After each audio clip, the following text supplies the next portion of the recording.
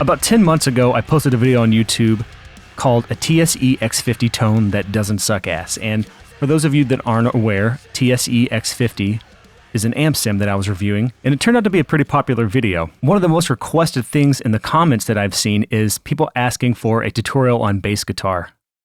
So the purpose of this video is to show you what I did on bass for this band. So before I start, I just want to let you know that if you go to the video description, click Show More, then there should be a download link for the stems and the bass DI that I'm using in this video. So you should be able to follow along with the video and kind of do your own processing to see if you can achieve similar tones to what I have, because bass guitar is 90% DI quality. So if you can't get the DI quality right, it doesn't matter what you do, you can't save the tone. So I wanted to go ahead and give you the good bass DI that I have here so you can kind of mess around with it on your own terms and see if it's actually the bass DI that's messing up your bass tone or if it's just the tone processing, because the processing in my mind is the easy part. I show you several different ways to process these, but no matter what you do on the processing side of things, the bass DI will ultimately determine what the quality can be for your bass tone. So for this video, I'm going to show you the same section I had before.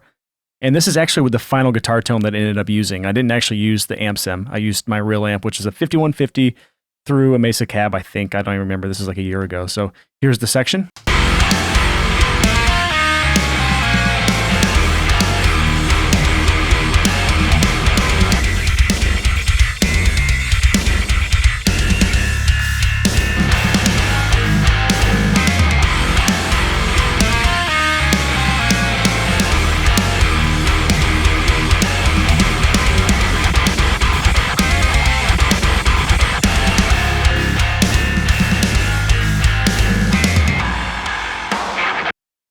Okay, first let me go over the basics of this. I have two of the exact same tone on different channels. One is the bass sub track, one is the bass grit track.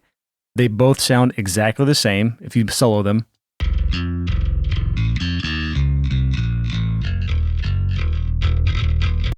The difference between the two tracks is only going to be processing. So you only have to reamp the bass one time. This is done through my Sans amp, rack mount, whatever. It doesn't really matter what you use to reamp, because for me, like I said, 90% of the tone comes from your bass DI, and then about 5% of that comes from what amp you reamp with, and the other 5% comes to the processing. So assuming you have a good bass DI, you get a decent reamp, the rest of this should come together pretty easily. So let's focus on the bass subtrack real quick. The only thing I have going on here is a low pass at about 270 hertz. It really doesn't matter. You just kind of want to suck the high end out and leave a little bit of the low mids and then the lows.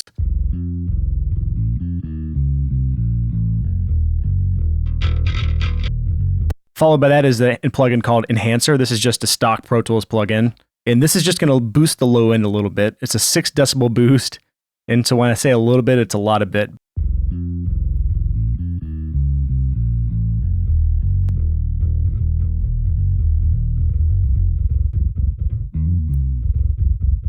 That's pretty much all I did on the sub bass.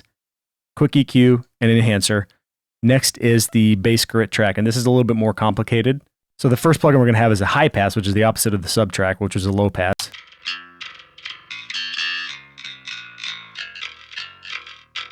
Following this is going to be a compressor to take out a little bit of the dynamics, because we're going to end up distorting this track. We want to take some of the really dynamic parts and tame them before they hit the distortion.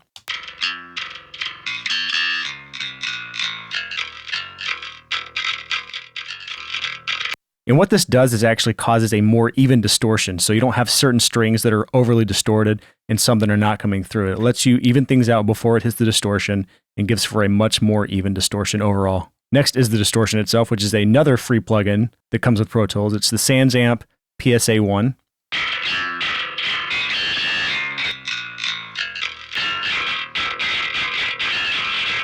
And by itself is kind of gross and does not sound very good. But once we add the next two plugins, it'll make a lot more sense. The next plugin is a little bit of a secret sauce here. This is just a pod farm, and all I have on is a cab. It's the bass 1x15 jazz tone with a dynamic mic. Show the before and after on that.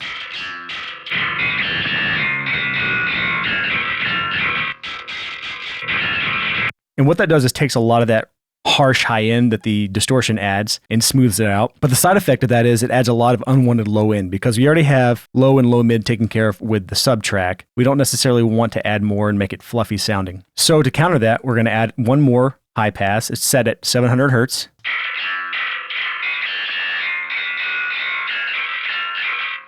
And when we added the subtrack to that,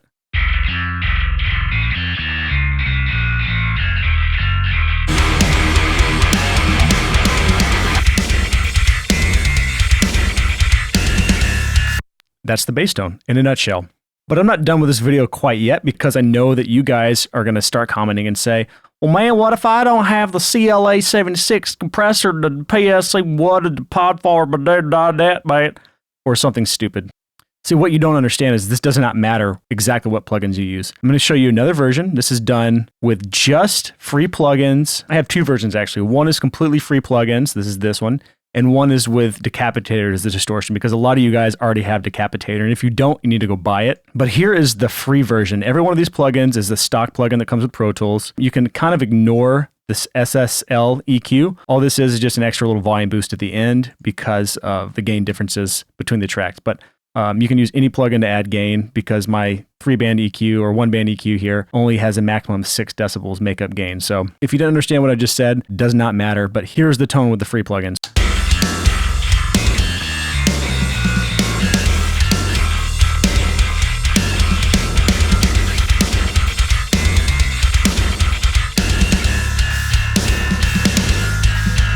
Now, it's not the best thing in the world, but it's pretty freaking close. I use the EQ1. This is just a high pass. I use the BF76, which is a free Pro Tools plugin.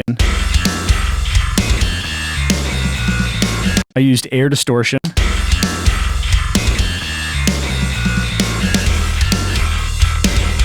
And then I have another EQ here, which is just the high pass, the second high pass. Let's show you now the version with the Decapitator on.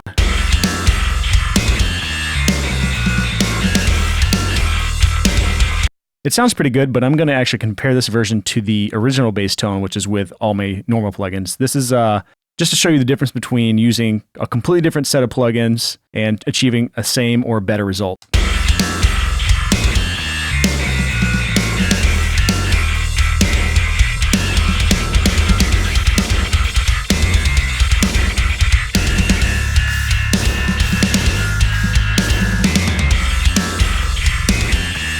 While they're not exactly the same, it's really not a huge difference, especially in the mix. But I just encourage you to get creative with this. You can pretty much use any kind of distortion and it'll work relatively decently. I'm going to actually do something fun real quick.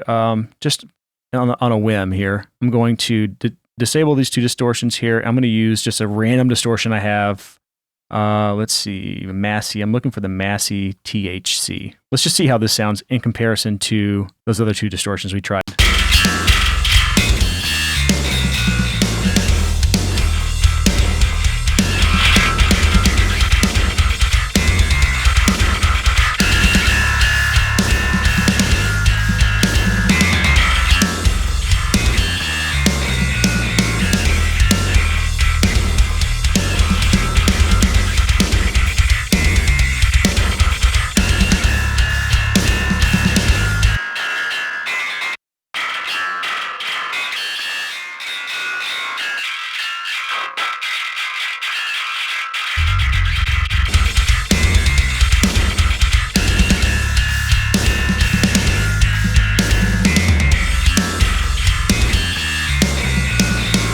And you can just see how easy it is to swap out distortions in this. It's not hard.